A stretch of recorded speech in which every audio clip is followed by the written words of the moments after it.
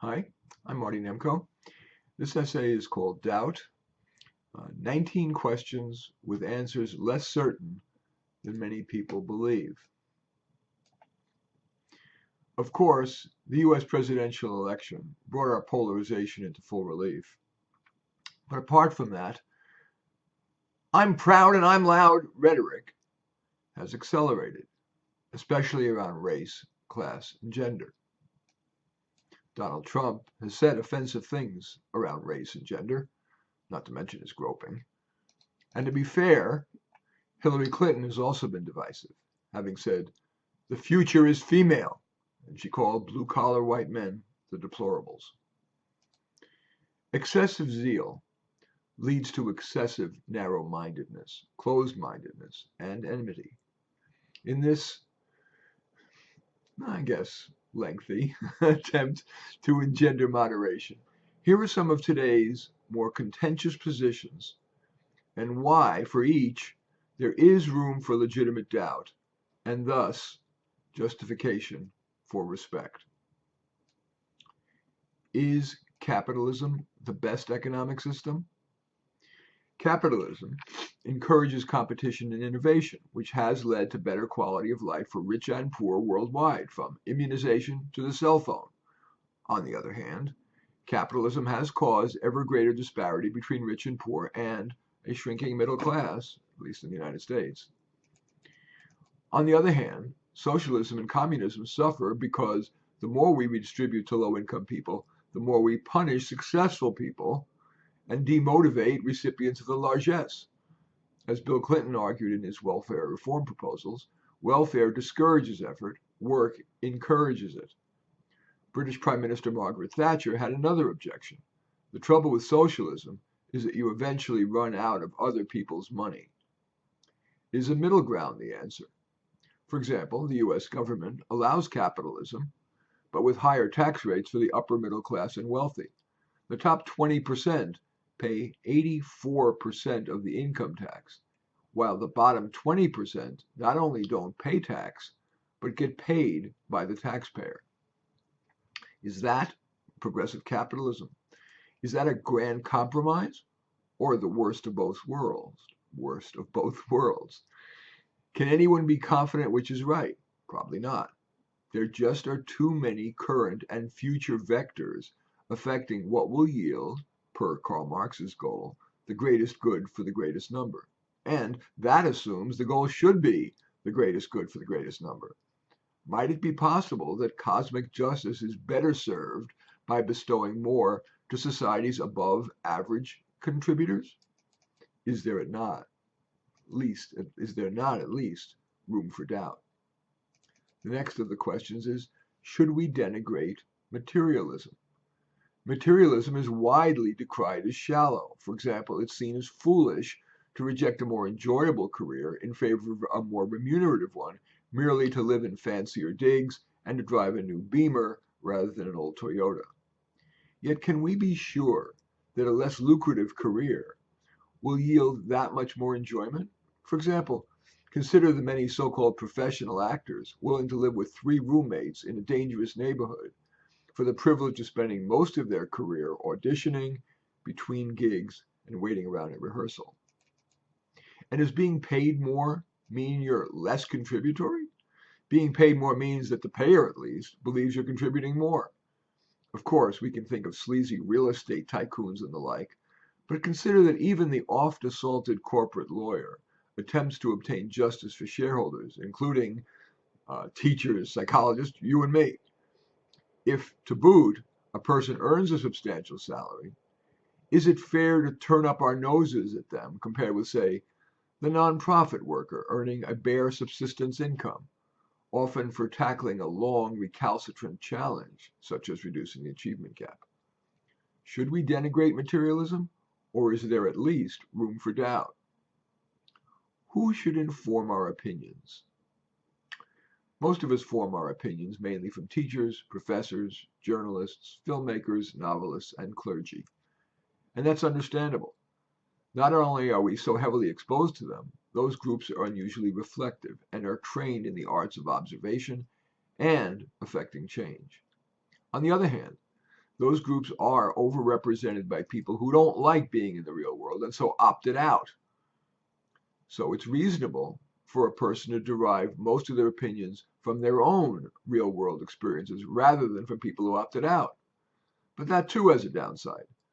The views of people living in the quote real world may be co-opted by commitment bias, for example, to unbridled capitalism, shallow materialism, or willingness to cut corners to get more money.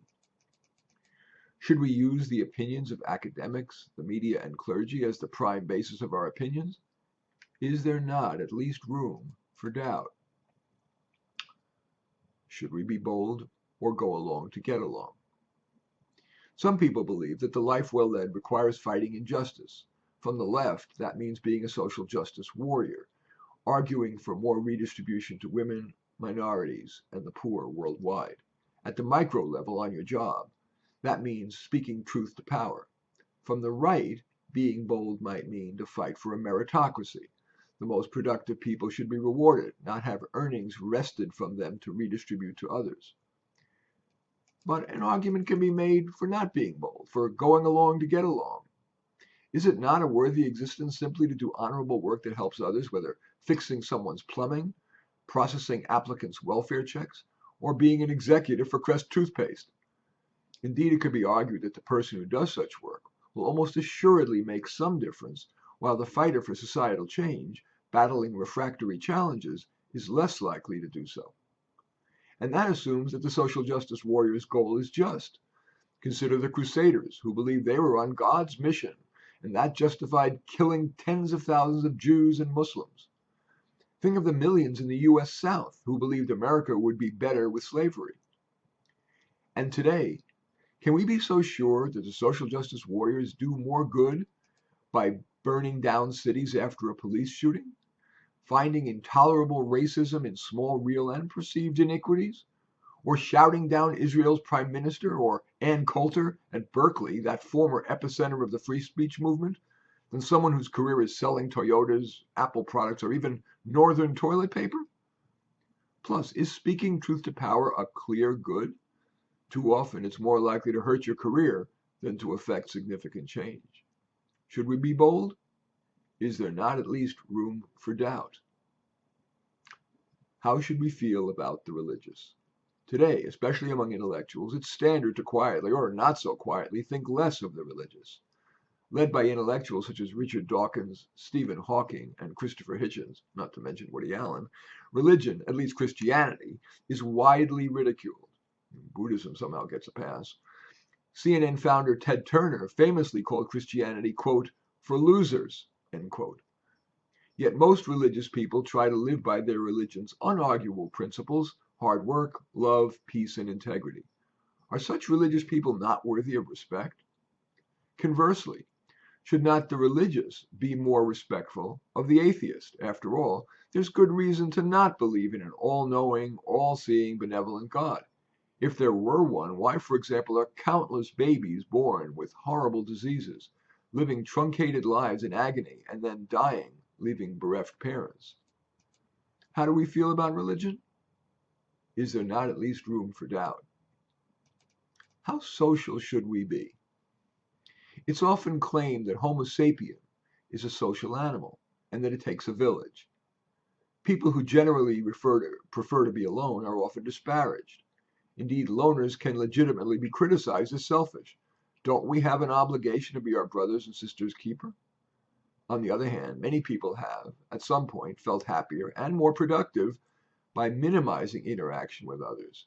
Should we disparage the person who, having often been burned by people or rendered impotent by the work world's bureaucracy, prefers self-employment and to derive pleasure primarily from solo activities?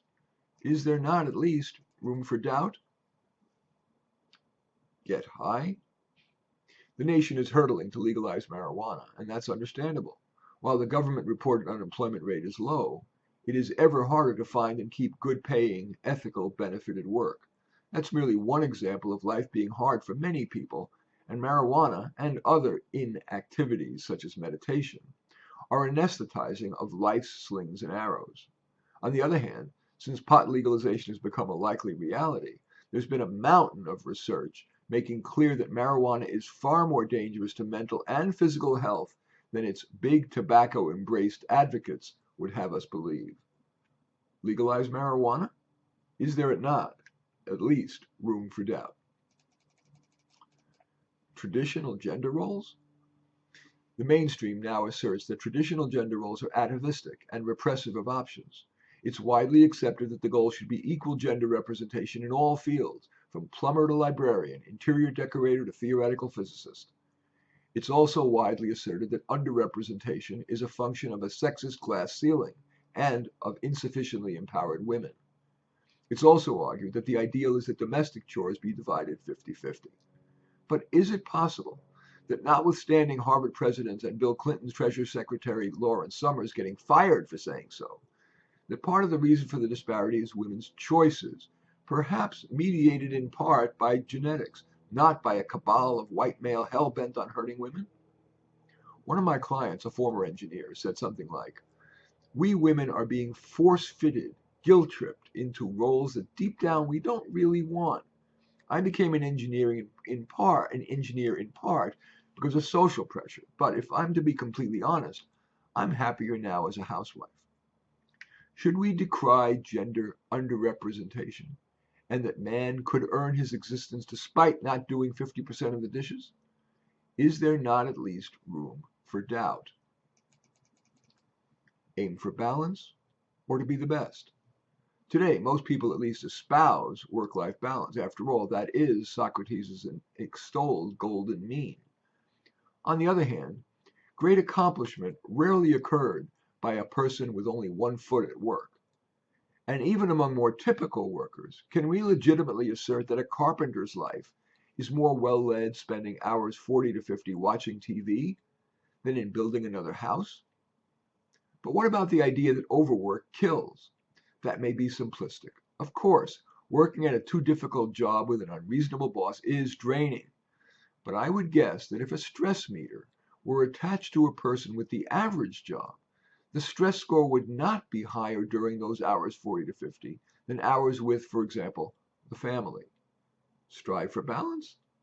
Is there not at least room for doubt? Food, not bombs?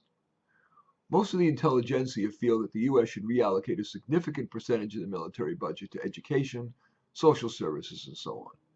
Yet there is another side.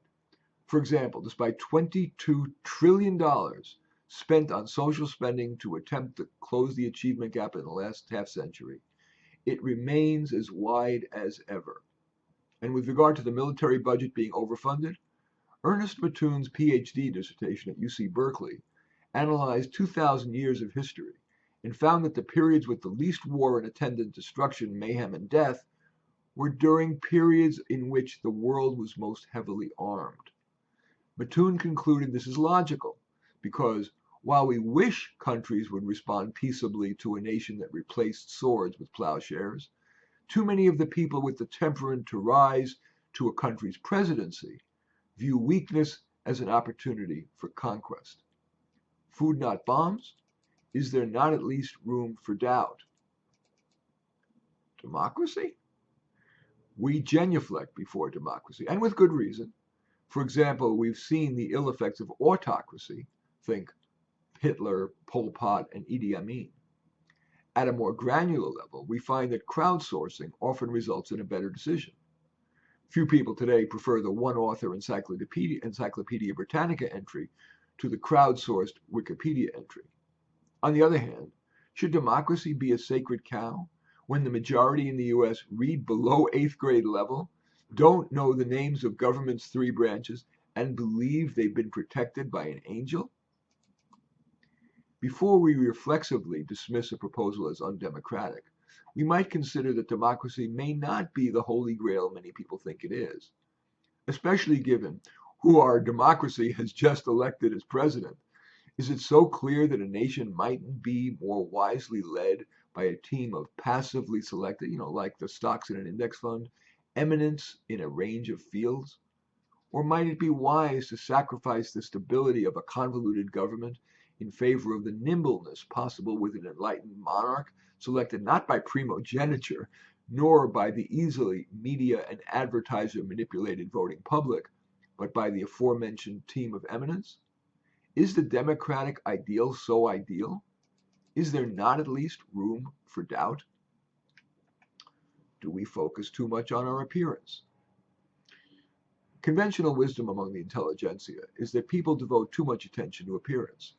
Particularly in the crosshairs is cosmetic surgery.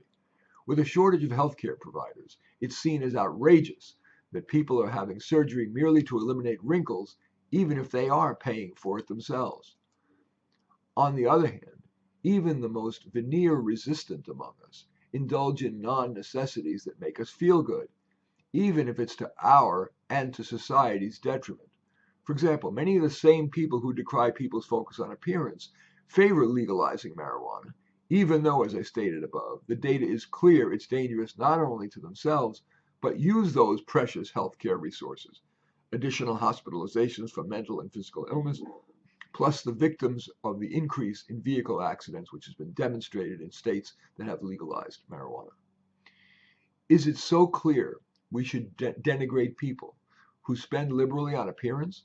For example, many people, maybe most of them, who've had a facelift feel better about themselves for years and may enjoy greater success in career and personal relationships. Should that be denigrated? Do we focus too much on appearance? Is there not at least room for doubt? Do more school? Going back to school instead of working is socially acceptable, even praised. After all, who could oppose a person wanting to pay often large sums in exchange for learning what will improve them as professionals and human beings? There is another side. Sometimes people go to college or grad school, taking precious slots at prestigious colleges, and afterwards choose not to work. For them, consciously or not, school is merely a socially acceptable excuse to not work. At work, they'd be contributing to family, their workplace, and in turn to customers. Being a student is, except for the tuition, being a taker, taking in learning and not expecting to produce anything of value to others. Mightn't it be more respectable and cost and time effective to do learning on a just-in-time basis? When the need and desire arrives, read a relevant article or a book, watch a YouTube video, hire a tutor, take a webinar, or attend a conference. Those can yield more on-target learning of what you're motivated to learn at a tiny fraction of the cost. Is going back to school for a degree a good idea? Is there not at least room for doubt? Continue to process your past? Many people believe it's important to, until it's resolved, process your life's bad experiences, especially those that occurred during your formative years. It's believed that unless you do so, self-damaging behaviors and attitudes will continue to plague you. And at minimum, fully understanding the impact of past trauma enables you to better understand yourself and perhaps others. That's why most psychotherapist training programs require its students to themselves be in psychotherapy. On the other hand, too often, beyond brief exploration, revisiting your life's past iniquities results in more wallowing, victimhood, self-absorption, and living in the past, which mitigate against moving forward. Not to mention, makes a person a bad conversation partner.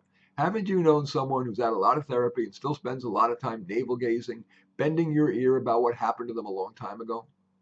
How do you feel about you or others continuing to process the past? Is there not at least room for doubt?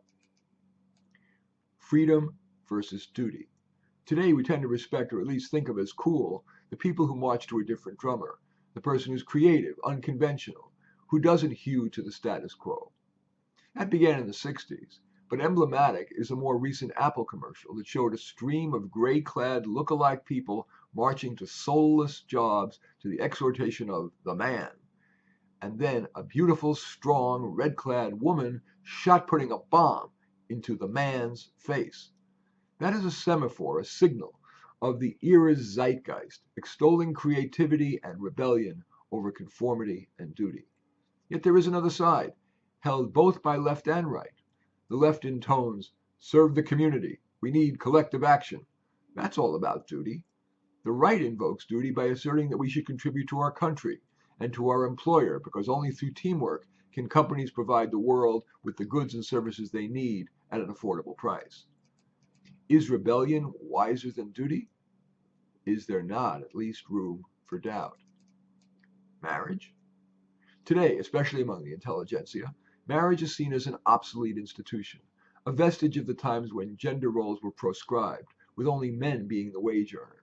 Today, with women having ever more options in the workplace, such observers view marriage as an unnecessary legal ball and chain, even when a couple decides to have children. Today, unmarried couples with children and unmarried single parents are common, so children are less often seen as a reason to enter into the lifelong, difficult, and expensive to remove straitjacket. As evidence of marriages no longer being the way, half of married couples divorce. But there is another side. Even if half divorce, there is something to be said for publicly proclaiming to friends, family, and society that you want to try living together for richer or poorer, in sickness and in health, until death do you part. Also, marriage increases the couple's and their children's practical and emotional security. Is marriage obsolete? Is there not at least room for doubt? Monogamy? At least in the movies, it seems that every straying husband regrets it. It devastates the relationship and he crawls back begging for forgiveness. And in real life, conventional wisdom is that an affair, while common, is nothing to be proud of. And yet a recent study found that monogamy is not key to a good marriage. Indeed, the study found monogamous and open marriages equally happy. And logically, it makes sense that one size does not fit all. Some couples find all their romantic and sexual needs met through their spouse, while others don't, at least at some point in their marriage. So, is it so clear that monogamy should be extolled over polyamory, that a quote, cheater deserves opprobrium? Is there not at least room for doubt? Have kids? Whether because of biological imperative and or social pressure, most married couples consider having children the right next step. After all, many people, especially those without rewarding careers, believe their kids are their most important part of their lives. Besides, many prospective parents like the idea that their children will take care of them in their old age. On the other hand, few things restrict an adult's freedom like children. Free time evaporates, romantic time vitiates. Many stay-at-home parents say that parenthood, quote, made my brain go to mush. And although it's unseemly to discuss, having children is wildly expensive. $233,610 per child through age 17 as of 2015, and that's not counting college, nor that after age 17, or after college, your kids may still be living on your dime. Alas, that's common today when many college grads are unable to find work that's remunerative enough to afford their own apartment. Having children is wise? Is there not at least room for doubt? Reconcile? How-to articles and sermons preach the value of reconciling, especially with estranged family members. It's argued that few grievances are worth permanently sacrificing the relationship. Indeed, we often look askance at a person who holds a lifetime grudge, especially against a family member. Yet there is another side. Sometimes the estrangement comes not from an isolated incident or two, but from a lifetime of incompatibility or foundational disrespect for the other person's lack of integrity and or kindness. We all have only so many heartbeats. Are all relationships worth heartbeats? Or might it be wiser to spend our limited time and perhaps money on better relationships? Should we so admire reconciliation? Or is there not at least room for doubt? Leave your money to your kids? Most people leave their assets to their children and perhaps grandchildren or other relatives. That's understandable. Most people have the closest emotional connection to their family. And yet, sometimes mightn't there be a wiser option? For example, if your adult children are likely to use the money for non-essentials, fancier house, jewelry, vacations, and so on, can't an argument be made that the money, the reward for your life's remunerative work, should go to your favorite charity, where it might do greater good? Leave your money to your children? Is there not at least room for doubt? The takeaway? For psychological comfort in our ever more complex world, it's tempting to firmly believe one side of most issues, and to dismiss or even overtly denigrate opposing views. Yet, undue dismissiveness is a source of the divisiveness rife today in society, and even within friendships and romantic relationships. In many cases, it's worth pulling on ropes of restraint, and instead of just mouthing that we celebrate ideological diversity, actually walking the talk. I'm Marty Nemko.